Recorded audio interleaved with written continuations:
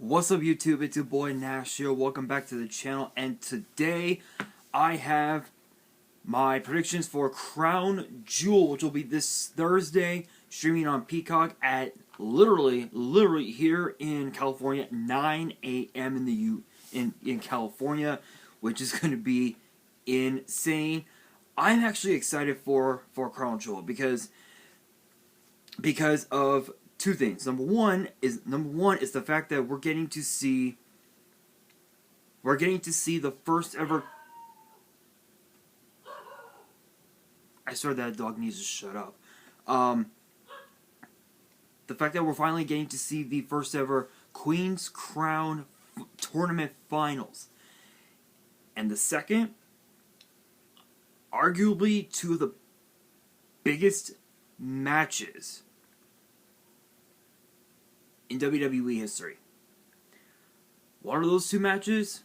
You'll find out soon enough. But as of now, as far as the Queen's Crown finals and the King of the Ring finals, Finn Balor and Zelina Vega, representing SmackDown, have both made it all the way to the finals. We don't know exactly who will make it to the finals from Raw. It can either be Shayna Baszler, Doudrop, Xavier Woods, and Jenner. Those are the four semi-finalists, if you will, for their respective tournaments. I'm going to make a bold prediction and say Xavier Woods makes it to the finals. And it's going to be a very far-fetched prediction, but I'm going to say Woods takes the whole thing. This is something that Xavier Woods has been wanting for quite some time, and I mean it's a far-fetched prediction, but I think Xavier Woods might be able to pull it off. Now, as far as the Queen's Crown tournament, I'm gonna say Shayna Baszler makes it. I'm gonna say Shayna Baszler makes it to the finals, but Zelina Vega wins the tournament. It may be a far-fetched theory. I swear. My grandparents' dog needs to shut up. I apologize. We now have 3 dogs in the house, so I do apologize. But it makes sense that Zelina Vega would win the tournament, because she was the dark horse of the tournament. The wild card is actually Doudrop. So if Shayna wins the semis and Zelina Vega wins the finals, that would be a hell of a feat for Zelina Vega. Next up, we have Mustafa Ali versus Monsoor.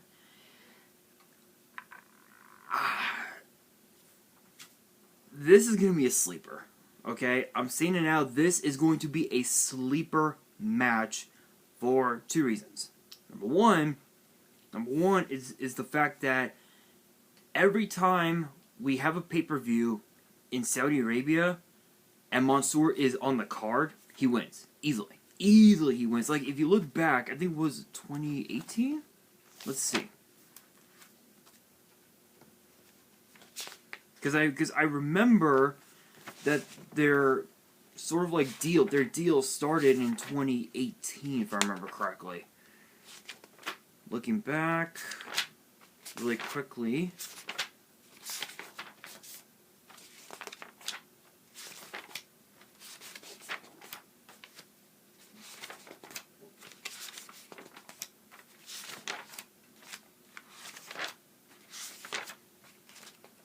Yeah, I remember 2017, they never did it, so it was 2018, if I remember right. Yeah, I remember, it was 2018. 2018.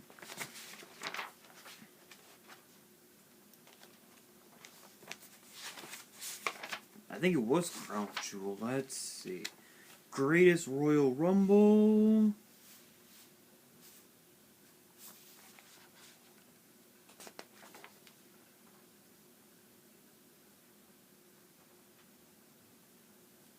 Was it the Greatest Royal Rumble, or was it somewhere else?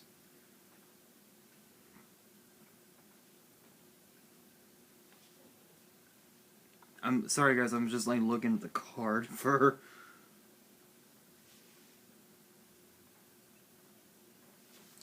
Yeah, it might have been Crown Jewel.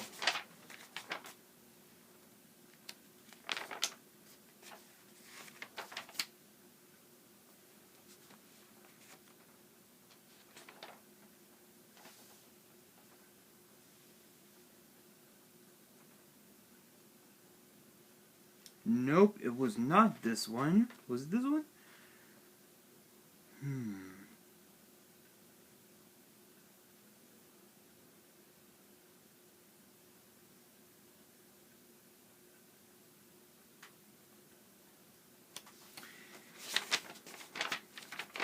Let's see. It might have been 2019. It's been a while. It's been a while. Oh, laptop went off. Yeah, I remember. So it was Super Showdown 2019, and we got to see Monsoor compete in his home in Saudi Arabia, and he had eliminated Elias to win a battle royal at Super Showdown in 2019. Crown Jewel, he defeated Cesaro in 2019, and then last year at Super Showdown, he defeated he defeated Dolph Ziggler, and that was the last show we saw of Monsoor until within the last year we got to see him. But yeah, literally all the other pay-per-views from 2020 up until Elimination Chamber, somewhere around there, they had all taken place in inside the Performance Center, then inside the Thunderdome, and now this is our first show outside of the U.S. Our first pay-per-view outside of the U.S. So yeah, literally, Monsoor is gonna win. It's literally a no-brainer. It is a no-brainer. Monsoor is gonna win. I'm just saying. Next up, we have Edge versus Seth Rollins in a match you never thought would ever be outside of its own pay-per-view. Hell in a Cell. All over the fact that Seth Rollins cost Edge the Universal title and Money in the Bank this past July. This past June, this past July. And it was a hell of a match, but Rollins came in, super kicked Edge, and that was when the rivalry started. It got to the point where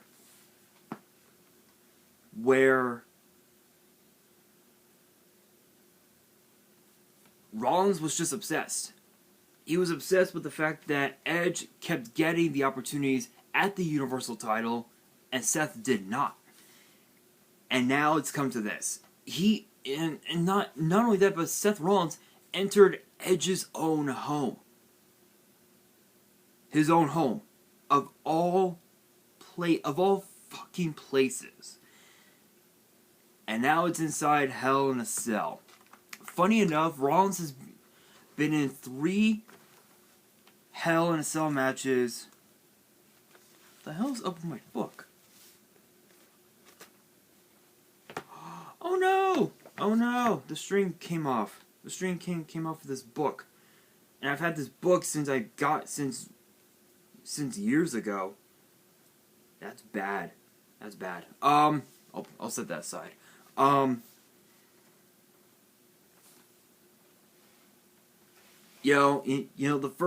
first one I believe was against Dean Ambrose. Second Hell in a Cell was against Kevin Owens. Last time was against Bray Wyatt. Now it's against Edge. I don't even know what to expect, honestly. I'm just going to make a bold prediction. I'm going to say Rollins wins it. As crazy as it sounds for me to say it, I'm going to say Seth Rollins. With the experience factor that Seth has inside Hell in a Cell. There, I said it.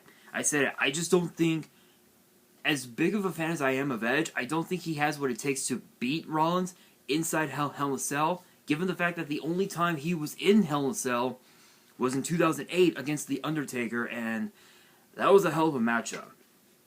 Speaking of matches that are going to be hell, we have Bobby Lashley versus Goldberg, no holds barred. It's a clear case of fighting for your family.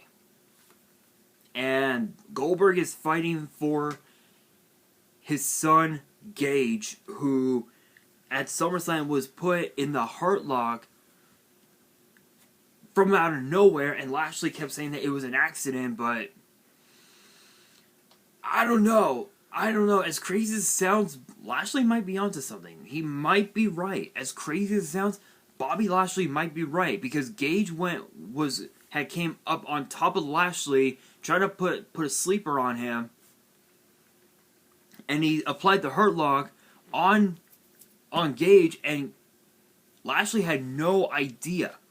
Lashley did not know that it was Gage. But at the same time, with Goldberg, I mean, Goldberg is Goldberg, so who do I think is going to win? Well, Goldberg was in an interview not too long ago, and he said that his knee will not be at 100%.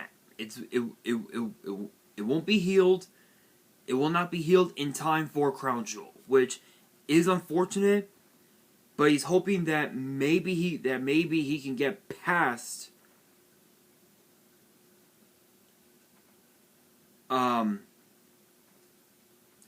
Lashley without any further damage done to his knee, which I don't know, that's kind of far-fetched.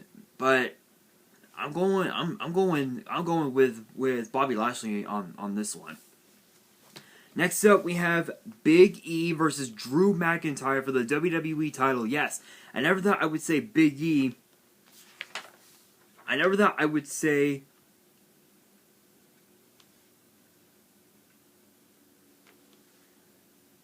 I never thought that I would ever say Big E's name as WWE Champion in any of these videos. I'm telling you. Never. Because you guys know, I've always mentioned, Triple H as WWE Champion, Roman Reigns as WWE Champion, Seth Rollins as WWE Champion, Dean Ambrose, AJ Styles, John Cena,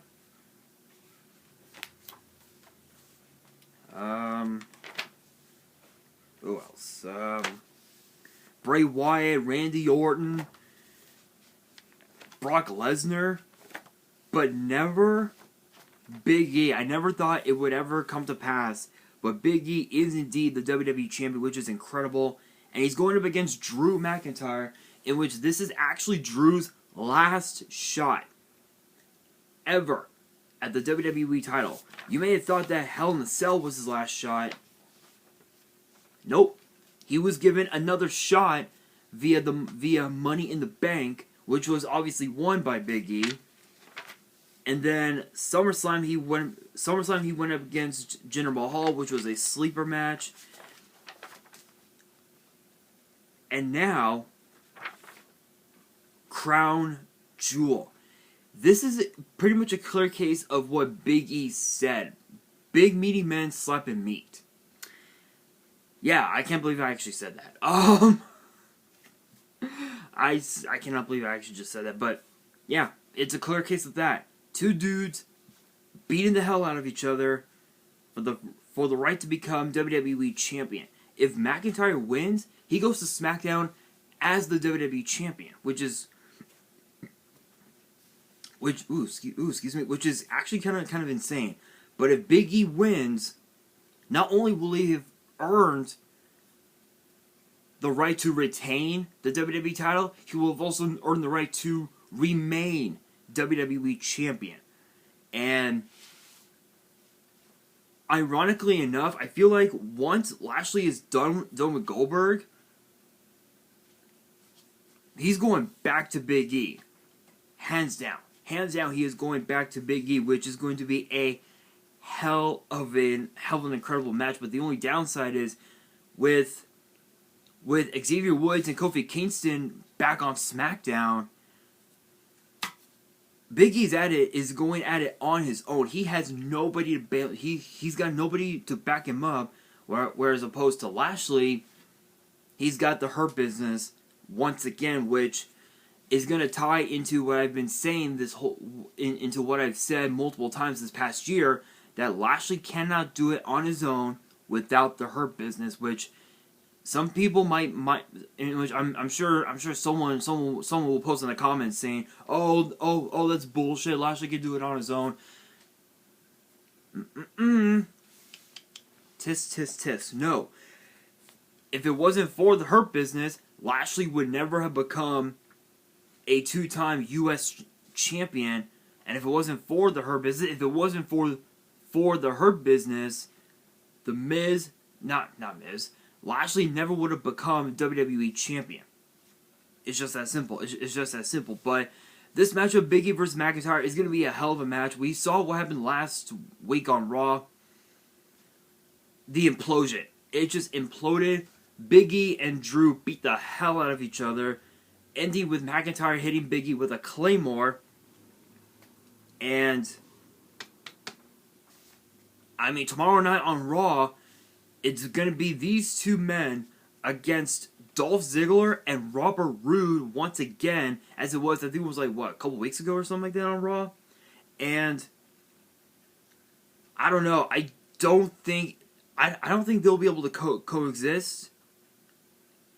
I think they're going to beat the hell out of each other tomorrow night. But as far as Thursday at Crown Jewel, Look, I'm gonna be real. I'm a big fan of both these dudes, but I gotta go with Big E on this one. Next up, we have the Raw Tag Team titles defended as RK Bro, Riddle, and Randy Orton will defend against AJ Styles and Omos in a SummerSlam rematch, which I'm looking forward to. But these guys have been tag team champions for a couple months now. Very incredible.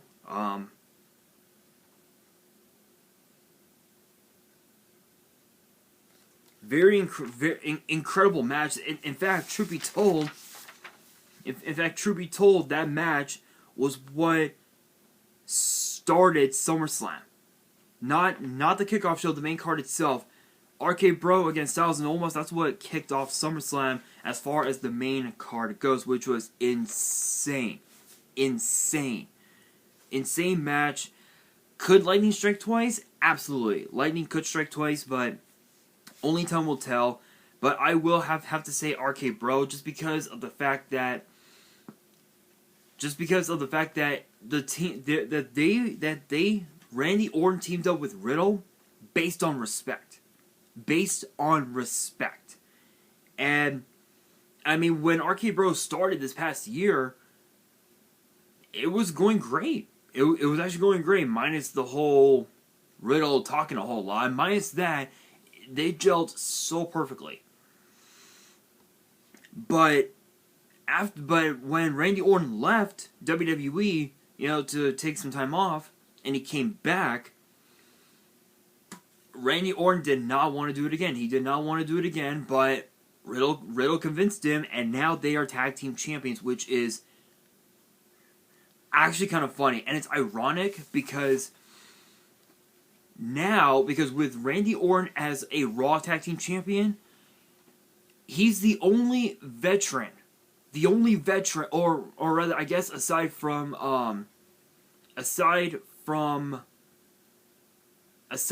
Jeff Hardy, Randy Orton is the only veteran who has held both the Raw and the SmackDown Tag Team titles in a single career, which is actually kind of crazy. But Styles and Omos, they've been a pretty dominant team. I have to admit, Omos has been dominant on Raw, but I gotta go with RK Bro on this one. I think they're gonna retain. Next up, we have, you guessed it. It is very rare that this would ever happen. Only at a pay-per-view like Crown Jewel will you ever see this. Becky Lynch, Bianca Belair, Sasha Banks, the SmackDown Women's title. Here's the thing. Tomorrow night on Raw, it's Charlotte Flair versus Bianca Belair for the Raw Women's title. If Bianca Belair wins the Raw Women's title, and she goes on to Crown Jewel to win the SmackDown Women's title, she'll be, she will have both the Raw and SmackDown Women's titles. Is it possible? Yes. Is it gonna happen? No. Why? Because Becky Lynch, it's either Becky Lynch will get involved, Sasha Banks will get involved, and the match gets disqualified, ends in a disqualification, or Charlotte Flair walks away and she gets counted out. But as far as this triple threat goes, given the fact that both Becky Lynch and Bianca Belair are on Raw, I gotta go with Sasha Banks on this one. I think Sasha Banks is gonna regain the SmackDown Women's title and bring it home to SmackDown where it belongs.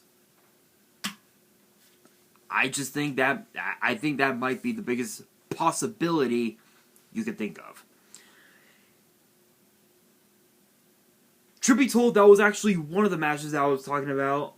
And this one, the main event, is going to be arguably the biggest match in WWE history.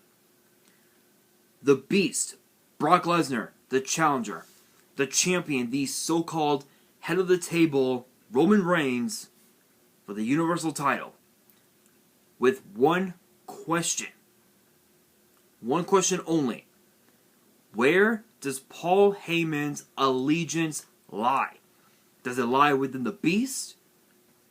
Or does it lie within the bloodline? Because Brock Lesnar has been playing a lot of mind games with Roman Reigns on Paul Heyman. This is gonna be a big matchup, but Usos. Biggest X factor are the Usos. I don't really know. I don't know how this will play out, because the rivalry between Brock Lesnar and Roman Reigns goes back, what 6 years? 6 years. From WrestleMania 31 here in Cali, up north in Santa Clara. And since then, they have had so many matches over the years, including triple threat matches, fatal four-ways over championships, and their last encounter was at SummerSlam in 2018, when Roman Reigns beat Brock Lesnar to win the Universal title. Fast forward to now, and the rivalry continues once again. Honestly, I don't have the slightest clue as to who will win, because for the most part, Brock Lesnar has won most of the matches in the rivalry, whereas opposed to Roman Reigns, the only match that he won over Brock Lesnar was at SummerSlam in 2018, which is a little unfortunate for Roman, but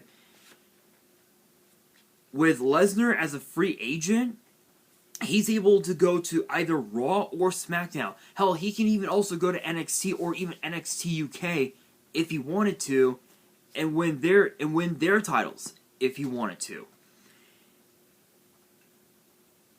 Which is possible, but only time will tell as far as how the match will play out. But given how dominant Roman Reigns has been, obviously with the help of the Usos, of course, We all know. I gotta go with Roman.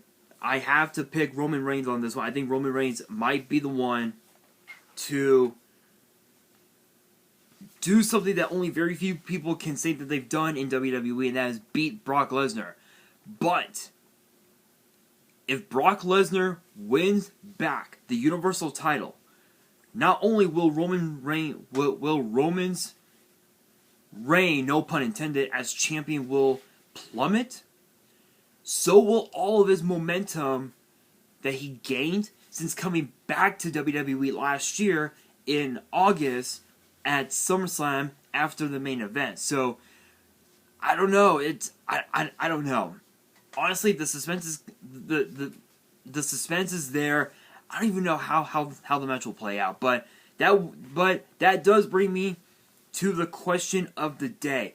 What are your guys' predictions for Crown Jewel as the card is sitting now? Let me know in the comments below. And that is going to do it for this video. Hopefully you guys enjoyed. If you did, make sure you guys smash that thumbs up button if you guys are new to the channel and you guys want more pay-per-view predictions in the future. Make sure you guys subscribe to the channel and hit that notification bell so you guys don't miss out on any new content that comes your way. And be sure to follow me on Twitter and Instagram. All the links will be down in the description below. And if you guys have any fan mail that you want to send me and want me to open up here on the channel, my address will also be in the description as well. And on that, this is your boy Nash, signing out.